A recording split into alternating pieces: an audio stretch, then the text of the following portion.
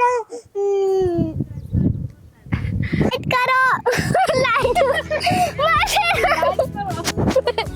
Everyone, આજે આપણે આવી ગયા છીએ ચણા ખાવા માટે મારા દિયર જયસુખભાઈની વાડીએ. તો નાની નાની ઢીંગલીને વાડીમાં રમવાની ખૂબ મજા આવે છે. હવે ગરમીનો માહોલ છે તો પંખાની જરૂર પડશે. અમારા જયસુખભાઈએ આ રીતનો કંઈક પંખો બનાવ્યો છે, તો પંખાને ચાલુ પણ કરી દીધો છે. હવે પંખો ચાલુ થઈ ગયો છે તો હવે ઢીંગલીઓને આપણે સુવરાવી દઈશું સૌથી પહેલાં, એટલે આપણે રેસીપીમાં ડિસ્ટર્બ ન કરે.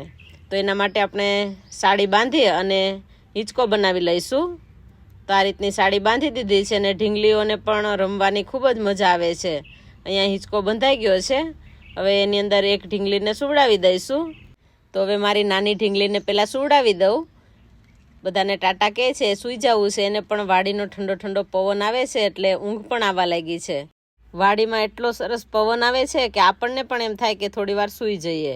હવે એક ઢીંગલી તો સૂઈ ગઈ છે, પણ આ જયસુખભાઈની બીજી ઢીંગલીને હજી સૂવું નથી, તો એને અમારે જયસુખભાઈ રમાડે છે. હવે ચણાનું શાક કરવું છે. બધાને ભૂખય લાગી છે, કેમ કે વાગી ગયા છે 12:30 અને બધાને ખૂબ જ ભૂખ લાગી છે, કેમ કે વાડીનું વાતાવરણ જ એવું હોય કે ભૂખ વધારે લાગે. હવે ચણા ખેંચવામાં મદદ કરવા માટે અમારા વિશુબેન પણ આવી ગયા છે. તો વિશુબેન જો ચણા ખેંચે છે, પણ જોરથી જો ખેંચ્યું એટલે સીધા બેન અમારે નીચે પડી ગયા, કેમ કે અમારા વિશુબેનને શાક રોટલો ઓછા ભાવે અને બબલા વધારે ભાવે છે. તો અમારા અશિતિબેન અને વિશુબેને ચણા ખેંચવા લાગ્યા અને ફટાફટ ચણા ખેંચી લીધા છે. તો આપણે ચણા લઈ અને હવે ઝૂંપડી તરફ જઈશું અને ત્યાં ચણાને ફોલવાના છે પહેલાં. તો રસ્તામાં અજમાનો આ છોડ આવ્યો છે, તો આ રીતના અજમા પણ એકદમ સરસ થયા છે. અહીંયા અમારે સૂકી જમીન છે એટલે લોકો ચણા અને અજમા એવું વધારે પ્રમાણમાં વાવે છે. હવે અહીંયા બધા રાહ જોઈને બેઠા છે કે ક્યારે ચણાનું શાક બને. તો ચણા ફટાફટ તોડી તો લીધા છે, પણ એને ફોલતા વધારે સમય લાગશે.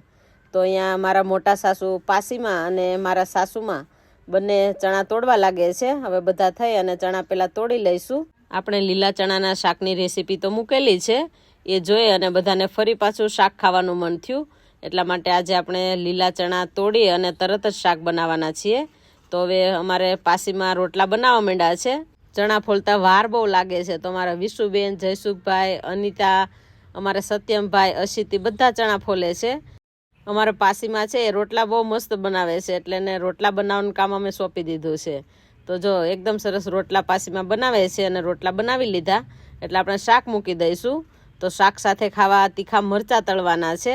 તો આપણે શાકનો વઘાર કરતાં પહેલાં મરચાં તળી લઈશું, એટલે ખાવાની ખૂબ જ મજા આવશે. જો તમારી વાડીમાં કે તમારી આજુબાજુ આ રીતના ચણા હોય અને જો તમારે પ્રોગ્રામ કરવો હોય તો તમે આ રીતનું ચણાનું શાક બનાવો તો વાડીએ ખાવાની ખૂબ જ મજા આવે. તો હવે મરચાં તળાઈ ગયા છે. હવે ઉપરથી આપણે મીઠું છાંટી દઈશું અને હવે શાકનો વઘાર કરીશું. તો સૌથી પહેલાં આપણે લસણ ઉમેરવાનું છે. અહીંયા મેં આખી કળી લસણની રાખેલી છે, સાથે મરચાંના ટુકડા અને ચણા ઉમેરી દેવાના છે. ચણાને આપણે તેલની અંદર ચડવા દેવાના છે, કેમ કે ચણાને ચડતા વધારે સમય લાગે, એટલા માટે ચણાને પહેલાં ઉમેરી દઈશું. અને અહીંયા તાજા ચણા છે એટલે વધારે સમય નહીં લાગે. તો આ રીતે ચણાને તેલમાં જ જો ચડવા દઈશું તો શાક છે વધારે મીઠું બનશે, એટલે આપણે અહીંયા ચણાને બાફવાની કાંઈ જરૂર નથી. હવે એની અંદર મીઠું ઉમેરી દઈશું અને સાથે ડુંગળી પણ ઉમેરી દેવાની છે. ચણા થોડા થોડા કાચા હોય ત્યાં આપણે મસાલા ઉમેરી દેવાના છે, કેમ કે ચણા મસાલા સાથે ચડી જશે. તો હળદર, ધાણા જીરો અને લાલ મરચું ઉમેરી દેવાનું છે અને મસાલાને તેલમાં ચડવા દઈશું. મસાલા પાકે એટલે તરત જ આપણે ટમેટાં ખમણીને રાખ્યા એ પણ ઉમેરી દેવાના છે. અહીંયા બધી વસ્તુ પાકશે એટલે ચણા પણ એકદમ સરસ બફાઈ જશે. તો મસાલા પાકી ગયા છે. હવે પાણી ઉમેરી દઈશું. જેટલું રસો તમારે રાખવો એટલો ઉમેરી શકો. અને હવે આપણે થોડો છોલે ચણાનો મસાલો ઉમેરી દઈશું. ઉપરથી કોથમીર પણ ઉમેરી દઈશું. તો આપણું શાક તૈયાર થઈ ગયું છે. અને વાગી ગયા છે 2:30 અને બધાને લાગી ગઈ છે બહુ ભૂખ. તો અમારા જયસુખભાઈ આખું બકડિયું લઈને ચાલતા થઈ ગયા, કેમ કે એને લાગી છે બહુ ભૂખ. તો પાપડ જાતે શેકી લીધા છે. તો તમે પણ વાડીએ આ રીતનું લીલા ચણાનું શાક બનાવજો અને કેવો ટેસ્ટ આવે એ પાછા મને કમેન્ટ પણ કરજો કે ખાવાની તમને કેવી મજા આવી. તો અહીંયા લીલા ચણાનું શાક એકદમ સરસ લાલ ચોળ દેખાય છે અને જોઈને ખાવાનું મન થઈ ગયું છે.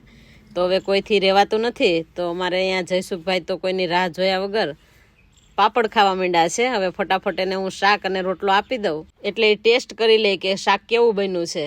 હવે શાક ખાઈને આપણે એના રિએક્શન જોઈએ તો તમને ખબર પડશે કે શાક કેવું બન્યું છે. તો તો શાક ચાખીને 1 નંબર બન્યું છે એવું કહે છે. તો તમે પણ આવા લીલા ચણાનું શાક બનાવજો અને તમને ટેસ્ટ એનો કેવો લાગે એ પાછા કહેજો. અમારે સત્યમભાઈ તો કહે છે કે મને શૂટિંગમાં લેતા નહીં, પણ એનું રિએક્શન જુઓ તમે. તો અહીંયા અમારા વિશુબેન પણ શાક અને રોટલો માંડ્યા છે ખાવા, અને અશિતિબેન તો ખાટલે ચડી અને શાક ને રોટલો ખાવાની મજા લે છે અને આ વાડીના પ્રોગ્રામની મજા લે છે. તો અહીંયા આપણે વાડીના ચણાનું શાકનો પ્રોગ્રામ પૂરો કરીશું અને અમારી આ વિશુબેન અને અશિતિબેન કંઈક કહેવા માગે છે, તો એને તમે ધ્યાનથી સાંભળજો. લાઈક કરો, શેર કરો, સબસ્ક્રાઇબ કરો, વિડિયો કરવાનું ભૂલતા નહીં. લાઈક કરો, શેર કરો,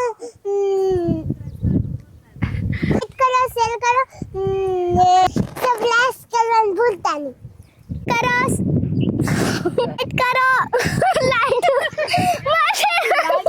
લાઈક કરો, શેર કરો, સબસ્ક્રાઇબ કરવાનું ભૂલતા નહીં.